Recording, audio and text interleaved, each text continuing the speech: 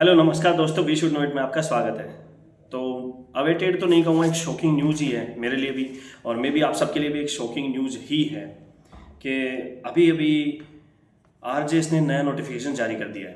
पिछले महीने नहीं, शायद फरवरी की स्टार्टिंग में एक नोटिफिकेशन आ गया था कि 44 पोस्ट जो हैं वो वैकेंट हैं।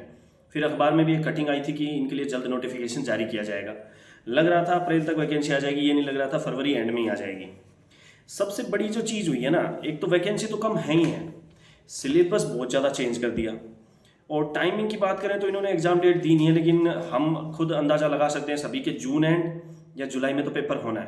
देखिए, पिछले साल अप्रैल में वैकेंसी आई थी, अप्रैल टू मई फॉर्म भरे गए थे और 23 जून को पेपर करवा दिया था। 1.5 महीने का टाइम दिया था फॉर्म एंड अप होने के बाद, यानी 30 दिन और 45 दिन, 75 डेज़ का टाइम दिया था। तो इस बार हम थोड़ा सा ज़्यादा मान लेते हैं क्योंकि टाइम तो दिया है, लेकिन ये टाइम एक्स्ट्रा मिल जाएगा, पूरी मार्च मिल जाएगी, मार्च अप्रैल मई और जून एंड हो सकता है। तो 4 महीने माने तो 120 दिन मैक्सिमम। फिर अगर जुलाई में जाता है तो दैट इज़ बोनस। तो हम बात कर लेते हैं, 44 वैकेंसीज है मेरे पास, ये नोटिफिकेशन ही था। 44 पोस्ट हैं, जनरल की बहुत ज़्यादा कम पड़ जाएंगी, 13-14 ही पोस्ट हैं। चलिए कैटेगरी वाइज तो आप नोटिफिकेशन देख लीजिएगा, आपने देख भी लिया होगा। मैं बात करता हूँ सिर्फ सिलेबस की और क्या हम तैयारी कर सकते हैं, साथ ही साथ जो एपीओ इसके साथ क्लैश करेगा उसकी कैसे प्रिपेयर करें। मैं भी मे बी मेंस में बैठ सकता हूँ इस बार एपीओ में भी, तो हम किसकी तरफ जाएं किसकी तरफ नहीं। देखो, पहले तो बात कर लेता हूँ कि पहले हमारे पास 18 एक्ट हुआ करते थे। अब हमारे पास, अगर मैं नए लॉज को भी अलग से एडिशनल मानूँ, तो हमारे पास टोटल एक्ट हो चुके हैं 15, 16, 17 एंड 12, 29 एंड 31 टोटल एक्ट हो गए हमारे पास 31। अब 18 से यानी 13 नए एक्ट बढ़ गए हैं, जिसमें 3 मेजर लो बढ़ गए हैं, बीएनएस, बीएसए एंड बीएनएसएस। उनके अलावा 10 लो बढ़ गए, जिसमें मैंने हिंदू लो को एक ही एक्ट कंसिडर किया है, माउंटेन लो को भी एक ही एक्ट कंसिडर किया है। हिंदू लो में जो 4 उनको सेपरेट कंसिडर नहीं किया, तो 10 सेपरेट एक्ट हमारे पास इंक्लूड हो चुके हैं। इन 10 में छोटे एक्ट भी नहीं है। देखो, राजस्थान कोर्ट फीस 74, उसमें सेक्शंस है, अगर मान के चले शेड्यूल से क्वेश्चन नहीं आते तो। Land revenue is just like half major act. Partnerships होगा थोड़े थोड़े छोटे, लेकिन वो थोड़े से टेक्निकल भी पड़ेंगे। रजिस्ट्रेशन हो गया, तो मतलब इतना आसान काम नहीं है। आप एक एक्ट को पढ़ने में, समझने में और मेमोराइज करने में अगर 10 दिन लेते हो, तो 100 दिन तो इनके में चाहिए, और 100-120 दिन है हमारे पास, तो स्पीड को भी बूस्टअप करना पड़ेगा। अब ये मैंने बता दिया सिलेबस को लेकर के। सिविल में कौन कौन से जुड़ गए, राजस्थान कोर्ट फी जुड़ गया, लैंड रेवेन्यू जुड़ गया, partnership, sale of goods, registration and mountain law, Hindu law, और बीएसए ऑब्वियसली भारतीय साक्ष्य अधिनियम। और इधर भी हमारे पास जुड़ के एनआई एक्ट का जो चैप्टर्स ओनली एक आता था हमारे पास, 17-18 जो भी था, अब पूरा एनआई एक्ट कर दिया, तो 150 प्लस लगभग सेक्शन हो गए उसके भी। साथ में इन्होंने जोड़ दिया राजस्थान एक्साइज, जो एपीओ में भी था, एंड आईटी एक्ट, ये 2 जोड़े, और फिर वही बीएनएसएस, बीएसए। इसमें पहली चीज़ ये है कि तैयारी को लेकर के अब क्या आरजेएस 4 महीने में प्रिपेयर हो सकता है। देखो, एक तरीके से हो सकता है।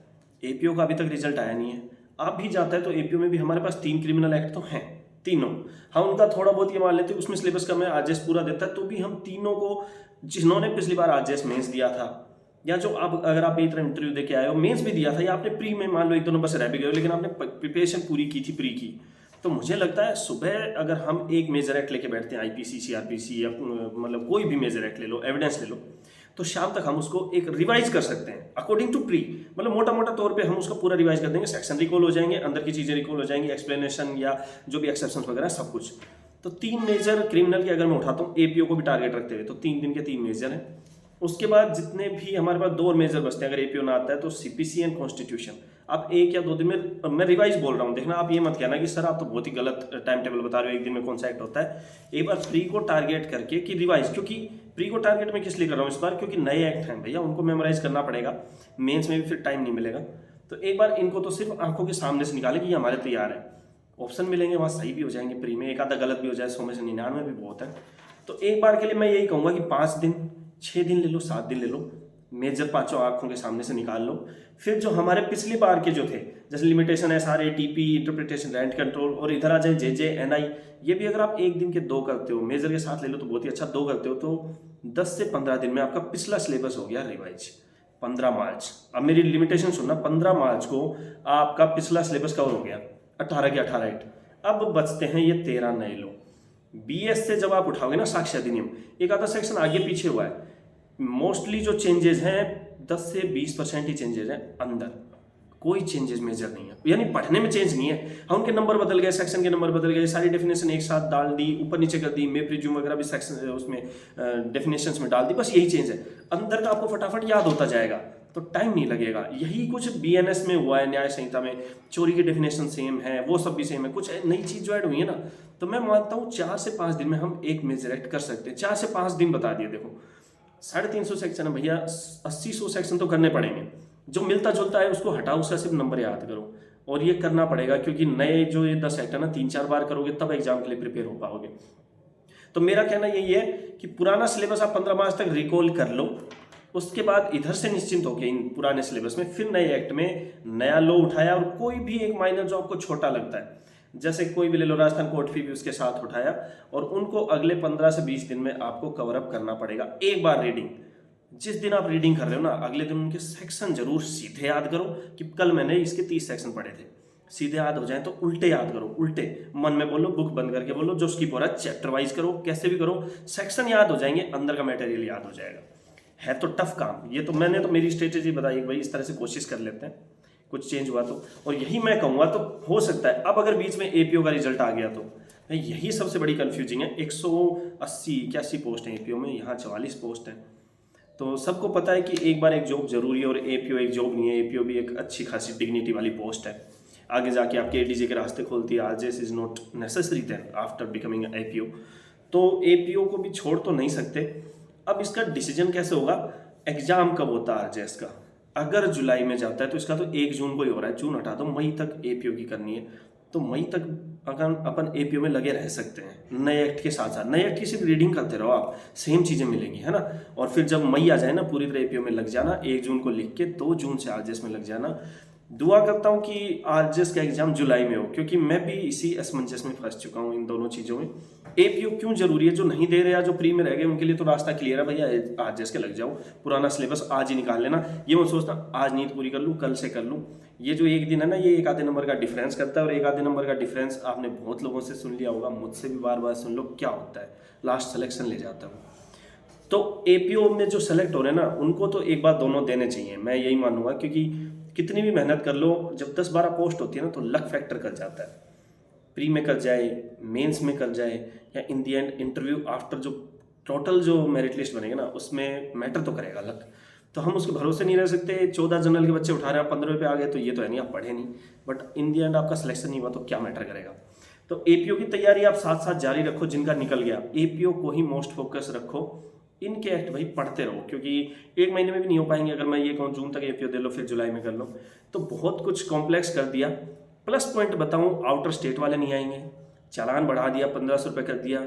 15 पोस्ट 14 पोस्ट के लिए जनरल में शामिल होने के लिए बाहर के आएंगे, तो 14 पोस्ट के लिए 1500 रुपये देने वाले बहुत कम बच्चे होंगे।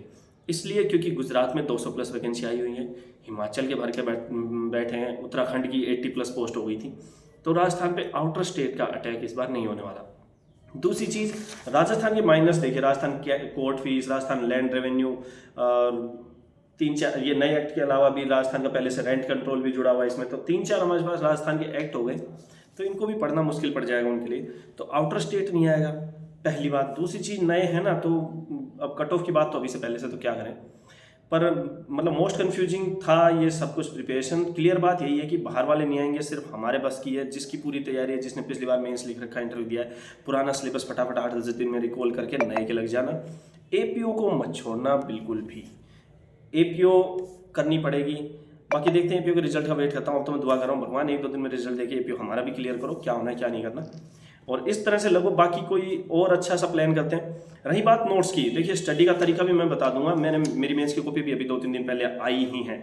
तो इस बार क्या था, मेरा पेपर पूरा करने का एक टारगेट था, पेपर को तो पूरा किया, लेकिन जो चीज़ें मैंने मिस की ना थोड़ी बहुत, वहाँ मेरे नंबर कट गए। पिछली बार जहाँ सिविल में 3 में से 2-2.5 तक नंबर में गेन कर रहा था, वहाँ 1-1.5 रह गए, तो वहाँ थोड़ा सा लॉस में भी चला गया। आधा नंबर करके जो जजमेंट पूरे करने जा रहा था ना 10 नंबर के, कि वहाँ 6-7 नंबर ले लूँगा, वहाँ 4-5 नंबर रह गए, यानी एक आधा नंबर जो उम्मीद की थी वो बढ़ा भी नहीं, और इधर जरूर 4-5 नंबर लॉस में आ गया। तो भैया उसको भी थोड़ा सा देखना पड़ेगा, मुझे भी देखना पड़ेगा। पहुँचा जरूर इंटरव्यू तक, लेकिन हमारी वही कोशिश है कि मैक्सिमम से मैक्सिमम मार्क्स हम गेन कर सकें। तो उसका भी एक नया प्लान एक बार कॉपी में पूरी तरह देख के आपके साथ वो भी शेयर करूंगा, ऐसे वगैरह भी शेयर करूंगा। अभी तक का प्लान यही है, पुराने एक्ट लेके लग जाओ जब तक एपीओ का रिजल्ट नहीं आता, और उसके बाद नया प्लान आपके साथ शेयर करते हैं। Thank you guys.